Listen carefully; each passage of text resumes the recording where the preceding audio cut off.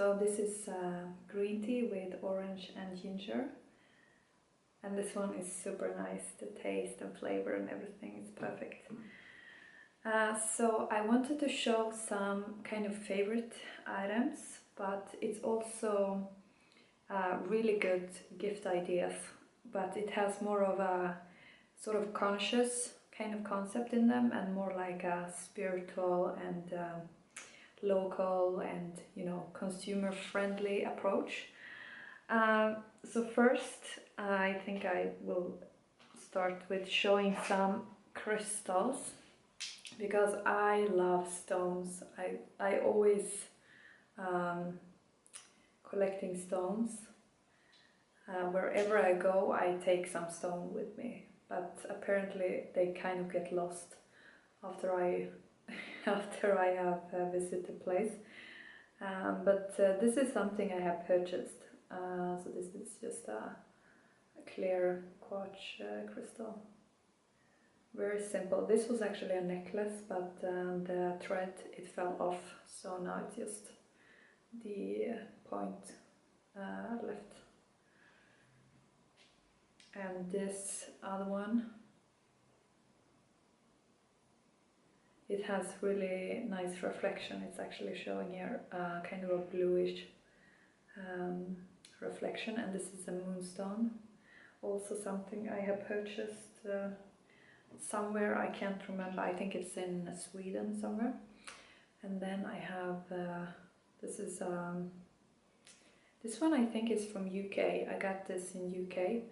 So, and it's just a basic kind of rose quartz, so it has quite a good size, you know. Some of these tumbled crystals, they are not so large, but these are quite good size, you know. And the final one is an amethyst, but it has more of a see-through kind of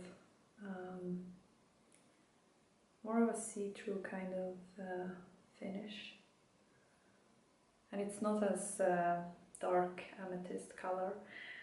So both of the tumbled stone of amethyst and rose quartz is actually really good to put in the drinking water.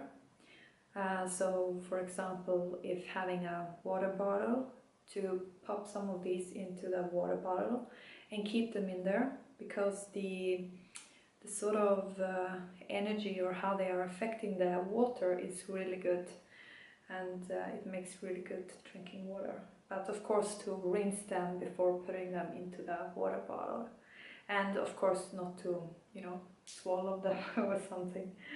If this one is more like a raw piece, so I think that it might would, I think it's because there are like different hardnesses on these stones, but I think the clear quartz is when it's like not tumbled, it's not good to put in the drinking water, but I can be wrong on that.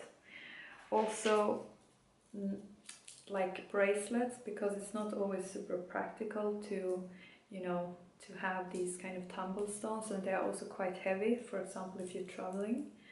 But to have the bracelets with some tumble stones is quite nice also. So this is just an amethyst bracelet, and I think I got this one in Dubai at some very random kind of place, you know. And this is what can this stone be actually? I think it's like a aventurine. No, not an aventurine. Some kind of turquoise stone, because it's very, the color is very nice on this one. I would like to have this one as a necklace, you know, just one of these stones as a necklace. It would look very nice. But to wear these stones like, you know, on a daily basis and just have them as a bracelet is really nice, you know. And they also absorbing the body heat, so I mean after you have been wearing them for some time they get really hot or like warm. Another kind of bracelet item is actually handmade, and this one is kind of special because I got this one in Amman over in Jordan, and it was a refuge man who was on the street, and he was making these bracelets. I think he was kind of retired, but then he had been displaced, and he was making these super nice bracelets, you know, with the Hamza protection hand. So, and this one has, I've been wearing this one quite a lot, and it's still looking quite nice. But it has a special memory to it, so that's why I've been wearing it a lot. Now, I know that I am vegan, and I'm very like conscious about the kind of items, you know, that I'm using, because I don't want to, you know, consume animals just to sustain myself. But because of my heritage, because I'm from a place in Sweden where they have, where they kind of having reindeers, you know, and they do sort of taking care of parts of the reindeers after they have died, and they making bracelets out of that material. So this is actually leather from a reindeer, but now again, I wouldn't buy this from like leather from any other place except when it comes to this, because this has sort of the, it reminds me of you know, like my background and so forth. But it's really nice because this one is handmade, so there is a lot of work effort that goes into making these.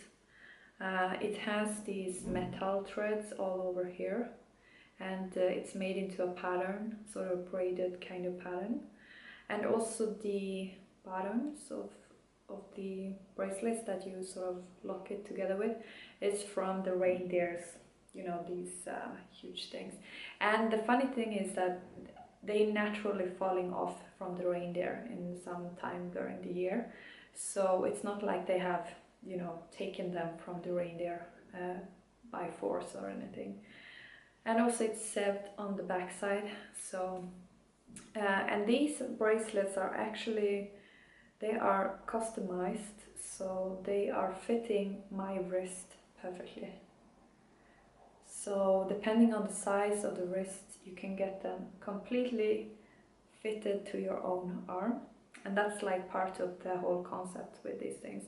And there are like individuals who making these, and they taking the time and effort to make every single braid handmade, you know. So this is a whole sort of masterpiece in its own. And there are like tons of colors. There are more regular kind of brownish leather colors. I don't know why I chose blue color.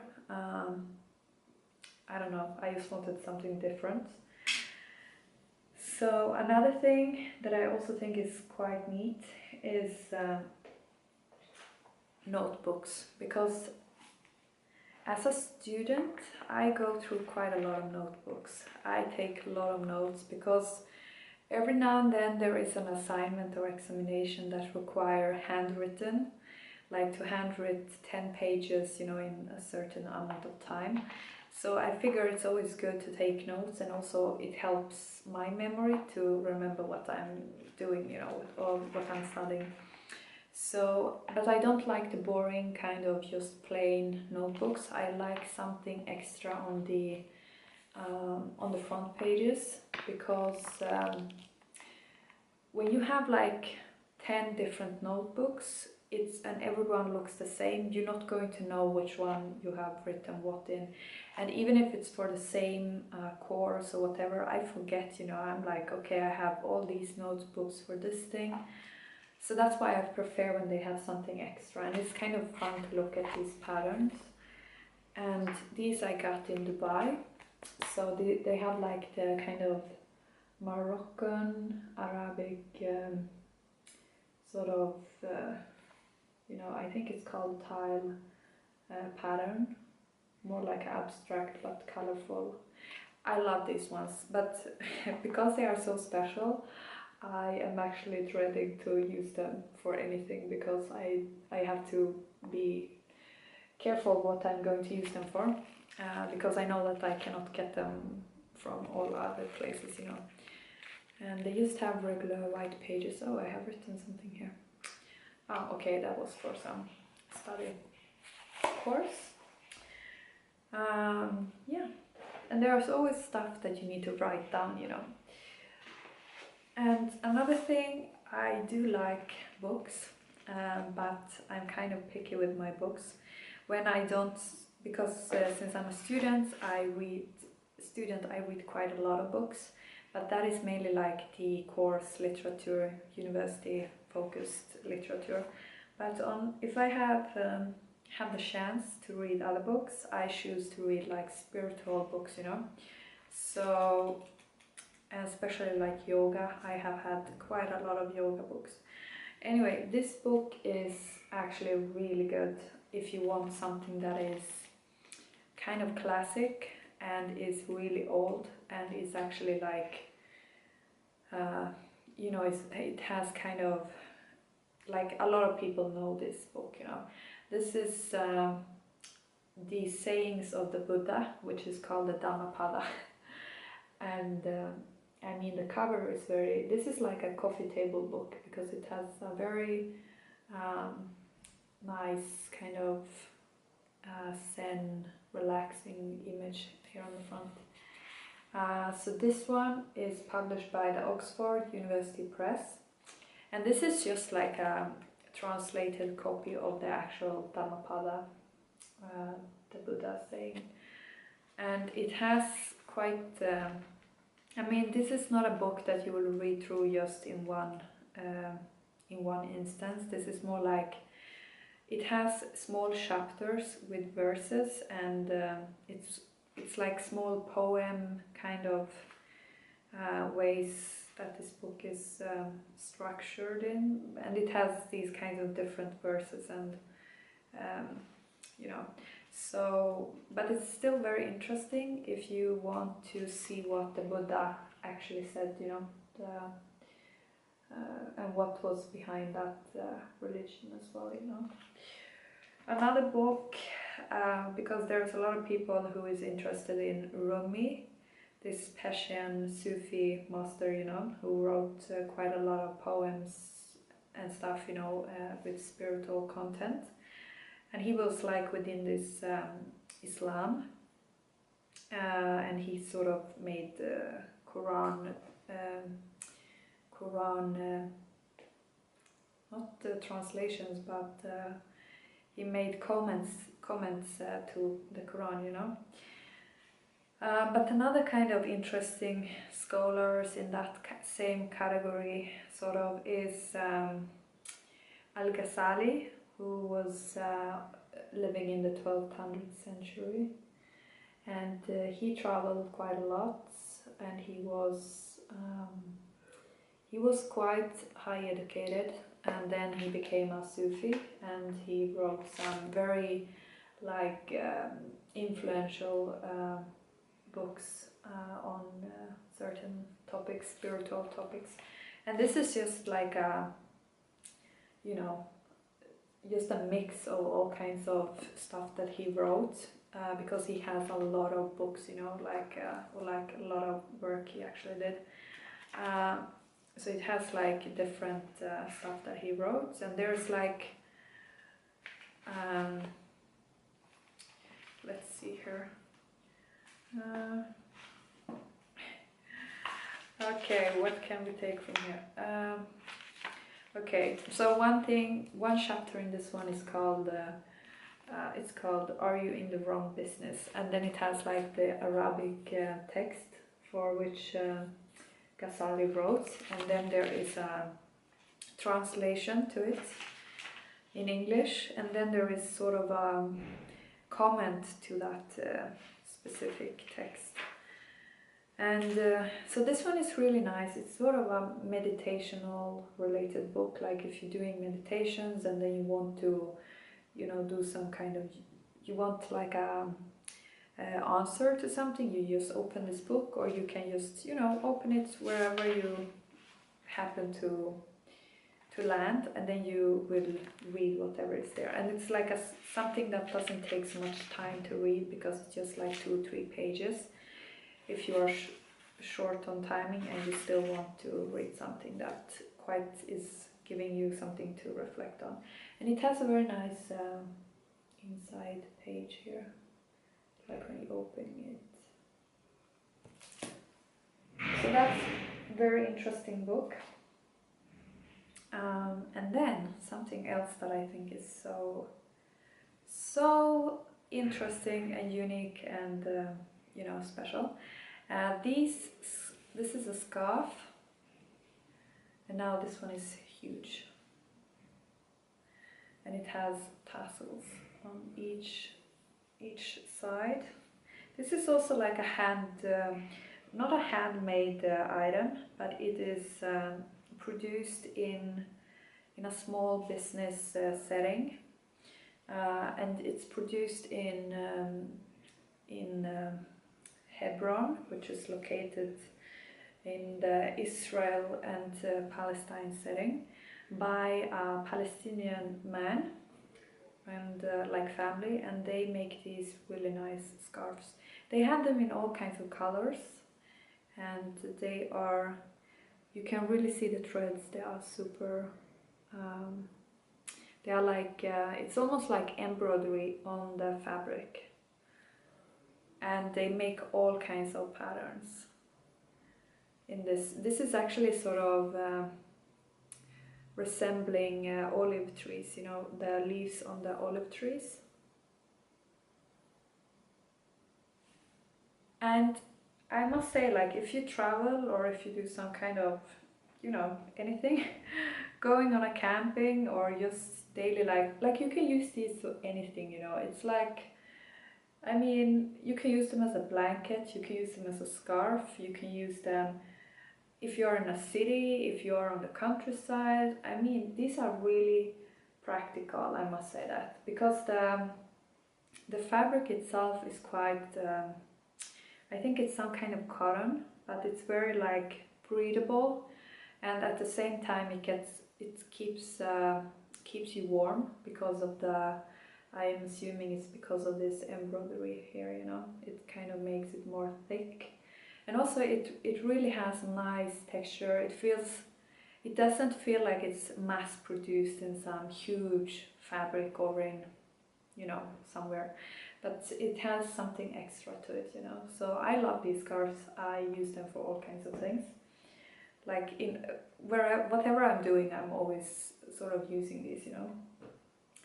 And another quite, you know, aromatherapy kind of item are these essential oils. And I have tried quite a lot of essential oils from different brands. So the ones that I currently are using, because I realized that, you know, I use quite a lot of essential oils for different things. So I decided to go for something that's like a bigger bottle of essential oil. And this company now has quite, you know, this is, how much is this? This is 30 milliliter, which is quite a lot of product, because most of these essential oil bottles, they come in with 15 milliliters. 15 milliliters, I think, yeah. So, because for example, lavender, I use it quite a lot. You know, I sometimes put it in some, you know, body lotion. Sometimes I put it on my pillow, and sometimes I'm wearing it mixed up with some perfume, and you know, I just put it everywhere, you know. So because of that, I tend to use quite a lot, and then I figure this one is quite, it's not so expensive, so if you go through a bottle quite fast, this one is actually good. But I also have these that I found in Dubai in one of their sort of organic food shops, and these are the ones that I have been using the most over the years. And they are actually from a South African brand called Soil. Whoa, and let's see. I mean, it's quite hard to actually find good quality essential oils, because most of them are like, you know, they are kind of, the company might be situated in one place and then they are sourcing their ingredients from a lot of countries, you know. But actually this South African company, they do have sort of, I think, you know, I think they have a closer connection to the sources of the plants that they actually are using to make these essential oils. And some of them are, okay, this is peppermint. They have like super, you can really, they have super strong scent. So, and rosemary is also one thing that's really good for hair care. Like if you want thick and healthy hair, you should use rosemary to rinse the hair through with rosemary. However, it doesn't smell great. It has a very like strengthening smell, you know. Versus, for example, peppermint is more like, you know, uplifting and very like, if you are having a cold, it's going to open up your nose and you will be able to breathe a lot better. And I have eucalyptus also from the same soil. And one thing that's really good about these soil essential oils is that they actually have different colors in their labels. So some of them that have, and this depends on what kind of scent and from what kind of plant they are coming from. So these kind of rosemary and, for example, wintergreen, they are coming from trees or like plants that are more like, you know, the steam on the plant is more like thick. So then it has also showing it by including these labels, you know. I mean, you can check on the website for more details on that, but I think it's kind of practical because it gives you an idea of what part of the plant has been used to make these essential oils. So for example, these are more of a blue color, and they also sort of, I mean, if you think about eucalyptus and peppermint, they are kind of, you know, opening the nose air, all these, you know, channels for the nose and breathing. So I mean, the blue color is quite, you know, you kind of associate it to this cold, fresh and crispy kind of peppermint. And another one of my favorites actually, it's ylang, and this one is more like a, you know, this one is more like it has more like a warm and kind of exotic and